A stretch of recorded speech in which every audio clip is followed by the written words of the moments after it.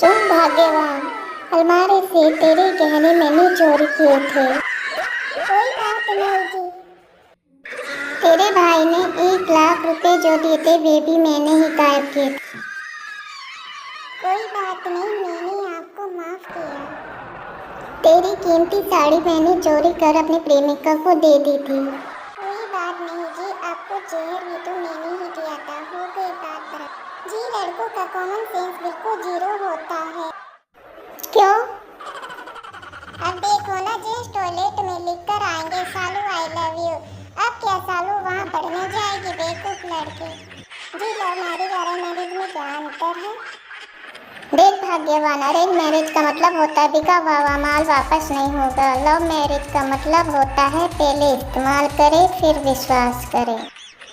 Please हमारी video को like करें, शेयर करें। Thank you guys.